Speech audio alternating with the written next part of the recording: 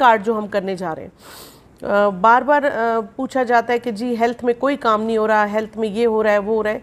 मेरा ख्याल है इससे बड़ा इकदाम सीएम जाम कमाल साहब का ये विज़न है, और ये मेरा ख्याल है इससे पहले कभी किसी ने बलूचिस्तान में सोचा भी नहीं ना किया पिछली गवर्नमेंट्स में। जो हम करने जा रहे हैं that is health card. Health card जो है ये SDGs गोल्स का नंबर 1 पॉइंट है कि हमें सबसे पहले आवाम की हेल्थ को जो है फोकस करना है, जिसमें आप देखें कि ये जो कार्ड बनने जा रहा है इसमें पर जो कार्ड बनेगा 10 लाख तक की आपको उसमें गुंजाइश होगी कि आप अपने फैमिली का इलाज करा सकें। और ये ना सिर्फ ये कि आपने प्राइवेट, गवर्नमेंट, क्वेटा से बाहर, आगा खान, कहीं भी चले जाएं आपका वो कार्ड एक्सेप्टेबल होगा। उसके साथ साथ हमारी ये कोशिश है कि हम इसे जल्द से जल्द लॉन्च कर लें। बस इसका हमें एक CEO के लिए फ़ाइल हमारी समरी गई हुई है, 3 महीने तक ये तमाम शहरियों को ये कार्ड मिल जाएगा, जिससे कम से कम आप देखें सबसे पहले जो एक परेशानी एक मीडियोकर या गरीब फैमिली में आती है वो यही होती है कि जब उनके घर कोई बीमार होता है और वो सोचते हैं कि अब कितनी खर्चा आएगा या कितना इस पे, चाहे वो मैटरनिटी आपका हो, चाहे वो बच्चा बीमार हो, चाहे वो कोई बुज़ुर्ग बीमार हो या कोई और बड़ी सीरियस बीमारी हो, तो उसमें सबसे आपको बड़ा रिलीफ जो है वो ये हेल्थ कार्ड से मिलेगा।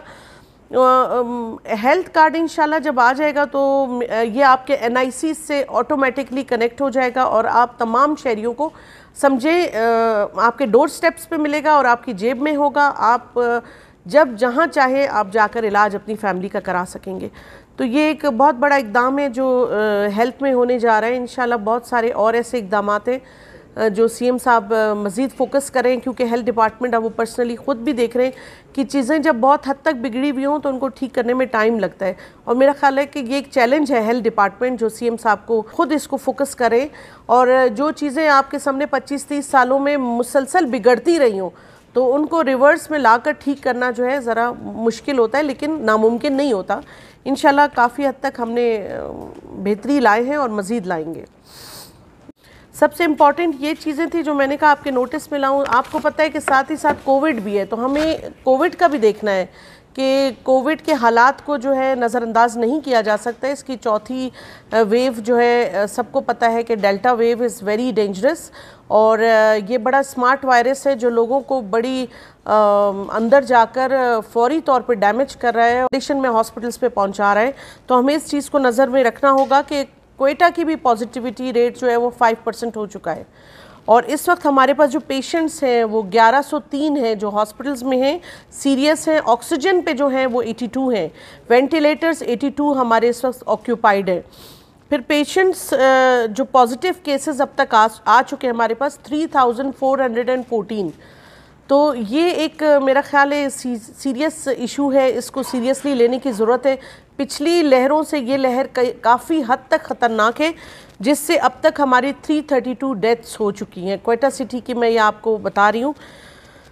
फिर रिकवर हमारे 29,000 लोग जो हैं वो रिकवर हो चुके हैं इससे, और हमारी माशाल्लाह से 96% लोग जो हैं वो रिकवर हो चुके कोविड से।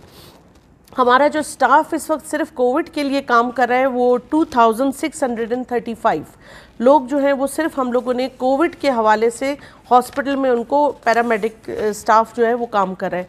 तो मैं बार बार यही कहती हूँ कि SOPs को फॉलो करें, भीड़ भाड़ वाली जगहों पे ना जाएं, और अपनी फैमिली को भी महफूज रखें, अपने आप को भी। जब आप घर से बाहर निकलेंगे भीड़ भाड़ में, वापस आप घर आएंगे तो आप अगर कोई भी इस तरह के जरासीम लाते हैं तो आपके बच्चों को ऑटोमेटिकली घर में लग सकते हैं, आपके घर वालों को, आपके बुज़ुर्गों को लग सकते हैं।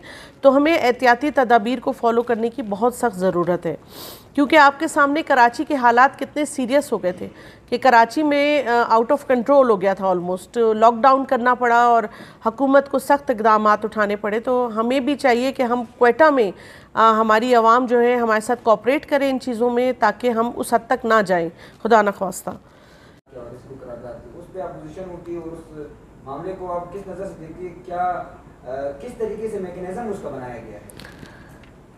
थैंक यू, अच्छा क्वेश्चन किया आपने। लेकिन मुझे बड़ा अफसोस हुआ अपोजिशन पे कि देखिए, करारदाद अगर हम लाते हैं वो आवाम की फ़ायदे के लिए लाते हैं। ठीक है, ये करारदाद अगर मैं लाई थी तो मैं ये लाई थी, आज मैं तमाम मीडिया के तवज्जुह से चाहती हूँ कि ये पैगाम हमारे तमाम आवाम तक पहुँचे कि 70 साल से अबव जितने भी लोग हैं उनका मैं चाह रही थी कि दवाइयाँ फ्री हों बलूचिस्तान के वो तमाम लोगों को।